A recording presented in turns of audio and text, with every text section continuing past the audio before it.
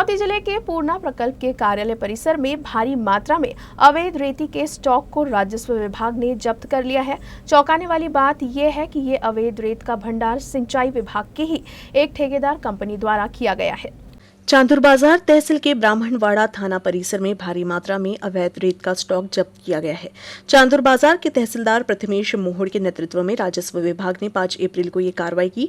तहसील के बेलोरा गनोजा योजना के तहत बिना अनुमति व किसानों को बिना जानकारी दिए बंद पाइप वितरण प्रणाली का काम किया जा रहा है। इस बीच स्थानीय नागरिकों और भाजपा तहसील अध्यक्ष मुरली माकोड़े और तहसील के मुख्य सचिव गोपाल तदमारे ने राजस्व विभाग को बताया कि कोया एंड कंस्ट्रक्शन लिमिटेड ने चांदुर बाजार में पूर्णा मध्य प्रकल्प कार्यालय के परिसर में अवैध रूप से बड़ी मात्रा में रेत का स्टॉक किया था। तहसीलदार प्रथमेश मोहड़, अंचल अधिकारी संत कुमार चौहान, तलाठी राहुल सनप ने कार्रवाई करते हुए पूर्णा मध्यम परियोजना सरकारी कार्यालय परिसर में तत्काल राजस्व विभाग के अधिकारियों ने अवैध रूप से जमा रेत के लगभग 30 से 35 ब्रॉस को जब्त कर लिया है। अमरावती जिले और आसपास के क्षेत्रों के किसान खरीफ सीजन की तैयारी में जुट गए हैं। प्राकृतिक खाद डालने, जुताई करने जैसे पूर्व तैयारियां शुरू कर ली गई है। अमरावती जिले के आसपास के क्षेत्र में पिछले साल बड़े पैमाने पर सोयाबीन की बुआई हुई थी। वही किसानों ने अरहर, मूंग, मक्का और बाजरा को तरजीह दी थी। हालांकि बारिश के कारण सोयाबीन को भारी नुकसान हुआ है। इस साल भी क्षेत्र के किसान अरहर, मूंग और सोयाबीन की बुआई पर ध्यान आकर्षित कर रहे हैं। वही कृषि केंद्र में बीज और खाद की भी आवक शुरू हो गई है। कुछ किसान खाद खरीदते भी नजर आ रहे हैं। हालांकि कुछ कृषि केंद्र संचालक किसानों को खाद और अन्य सामग्री खरीदने के लिए जबरदस्ती करते हैं। इससे किसानों को परेशानी उठानी पड़ रही है। किसानों का कहना है कि कृषि विभाग को इस ओर ध्यान देना चाहिए। इस बीच किसानों से कृषि सामान की खरीदारी करते समय सावधानी बरतने की भी अपील की गई है। कर्नाटक चुनाव प्रचार के दौरान बजरंग दल पर प्रतिबंध लगाने की घोषणा से अब कांग्रेस की ही आलोचना हो रही है।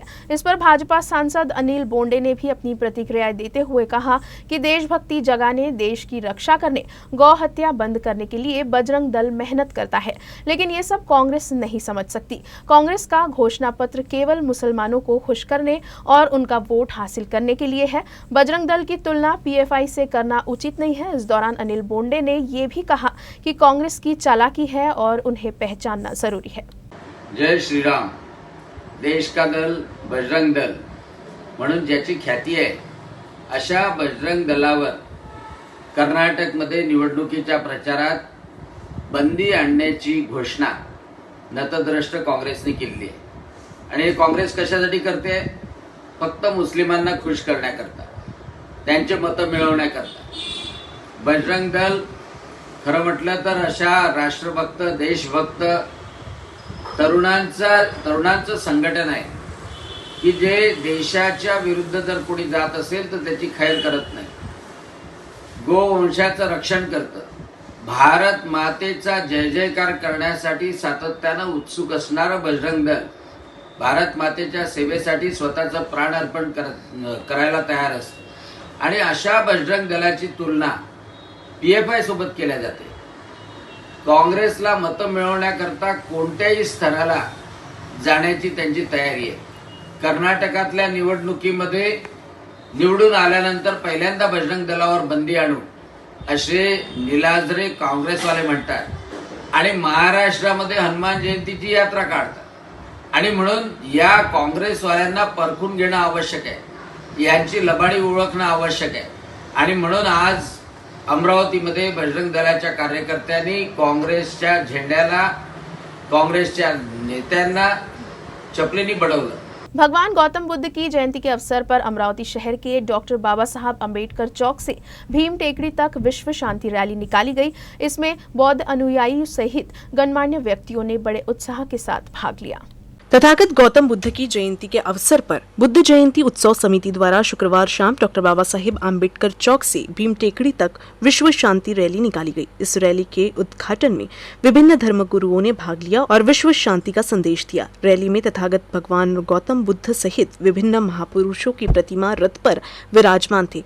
इस बार रैली का मुख्य आकर्षण बडनेरा स्थित द फाइटर स्पोर्ट्स क्लब की सोनल रंगारी और लेजिम टीम थी। इस समय सैकड़ों उपस्थित लोगों ने हाथों में मोमबत्ती लेकर इस रैली में भाग लिया। कार्यक्रम में विशिष्ट अतिथि के रूप में फादर जोसलिन, फादर रमशीन, फादर जोश, नजीम हाजिम, हाफिज मोहम्मद सहित कई गणमान्य व्यक्ति उपस्थित थे।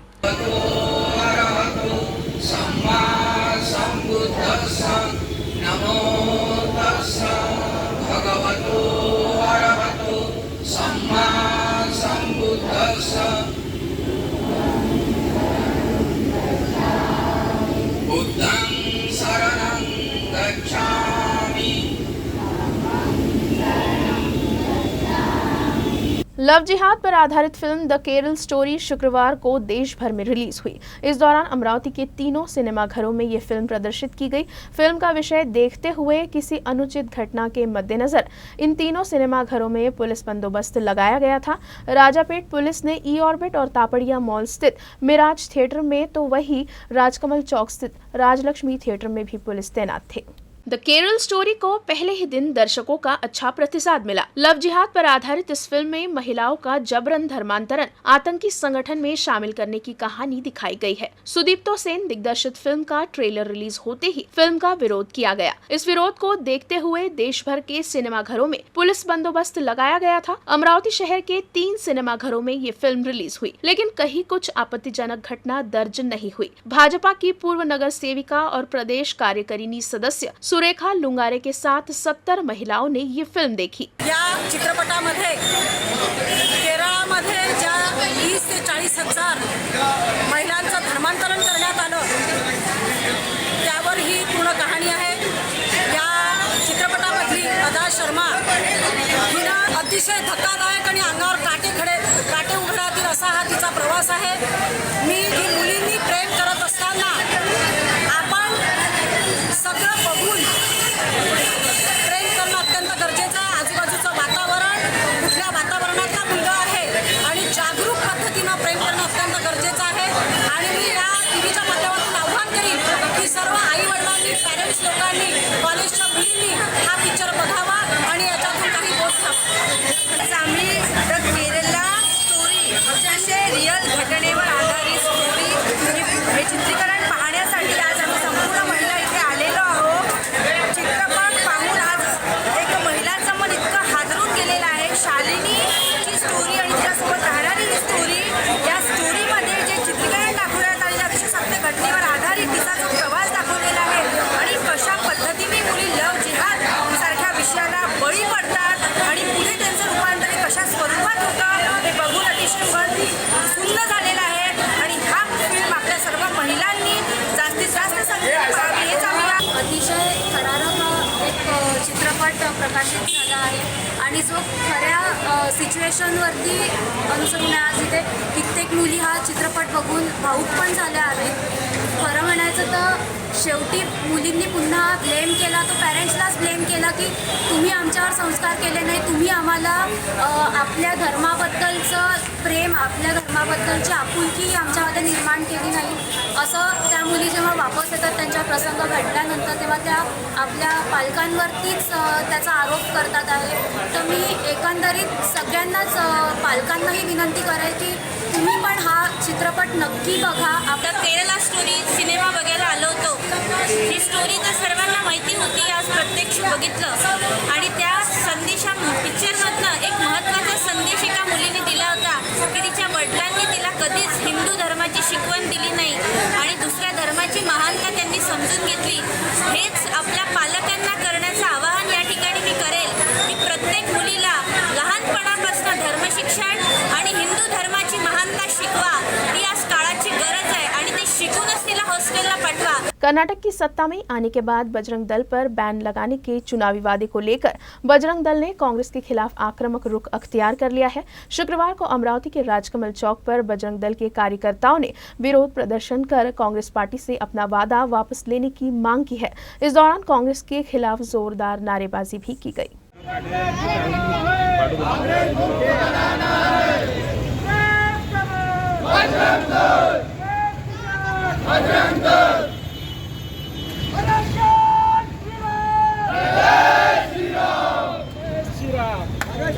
देश के गद्दारों को, भारत को, तो भारत माता की जय। कांग्रेस मुक्त भारत बनाना है।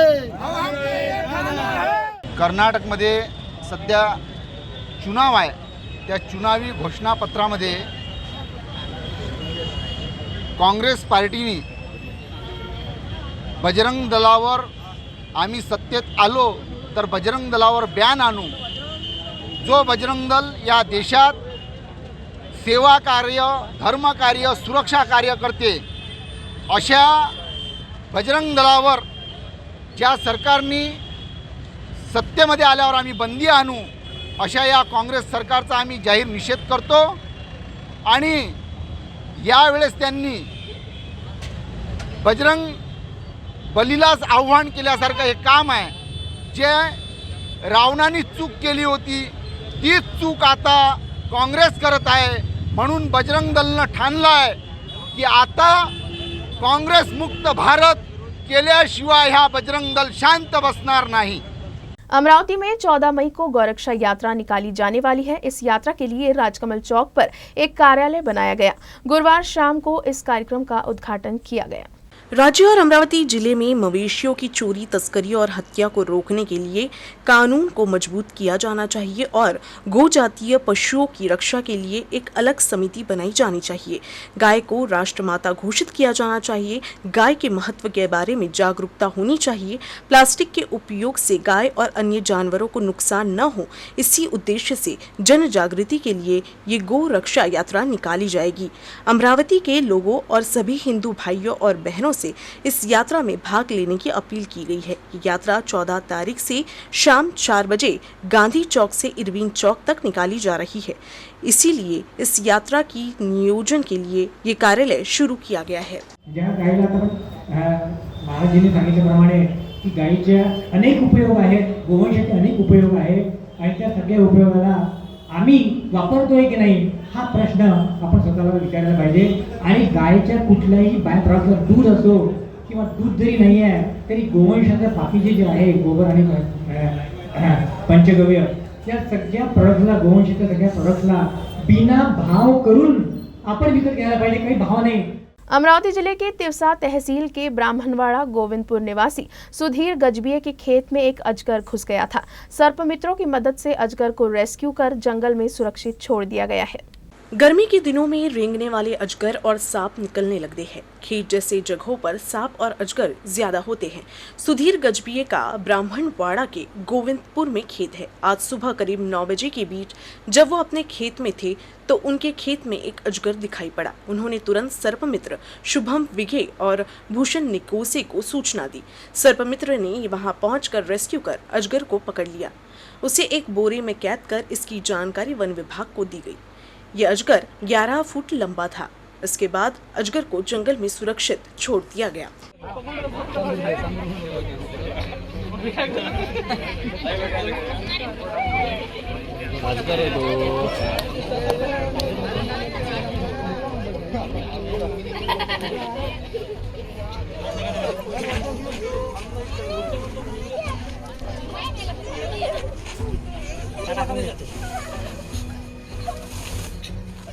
संत श्री परमहंस परशुराम महाराज की 123वीं जयंती के अवसर पर श्री शैव गुरु हितकर्णी मंडल द्वारा अमरावती में सामूहिक पाठ कार्यक्रम का आयोजन किया गया।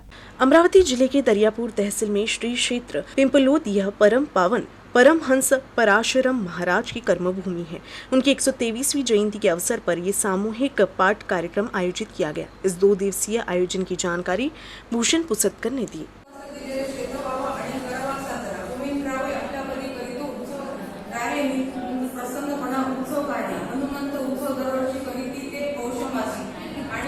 शंकरराव परंपरेने करी उत्सव 4 एकर शेत या उत्सवात लिहिलेले यशोदाबाईंनी महाराज की जय। जय गुरु, जय गुरु, जय गुरु, जय गुरु, जय गुरु, जय गुरु। श्री संत परमहंस महाराज जयंती निमित्त श्री नीलकंठेश्वर संस्थान इथे भव्य पारायण सोहळ्याचे आयोजन केले होते। या पारायण सोहळ्यात मोठ्या प्रमाणात महिला भगिनींनी सहभाग नोंदवला। त्याचप्रमाणे उद्या श्री संत परशुराम जयंतीनिमित्त भव्य बाईक रॅलीचे आयोजन श्री निळकंठेश्वर देवस्थान इथून करण्यात आलेले आहे। या बाईक रॅलीला सर्व समाज बांधवांनी उपस्थित राहावे असे आवाहन आमच्या समाजाचे अध्यक्ष माननीय शरददादा देवरंकर यांनी केलेले आहे। तरी सर्व समाज बांधवांना विनंती आहे की त्यांनी या कार्यक्रमात मोठ्या प्रमाणात उपस्थित राहावे। धन्यवाद। खबरों का सिलसिला यूं ही जारी रहेगा। आप देखते रहिए यूसी न्यूज।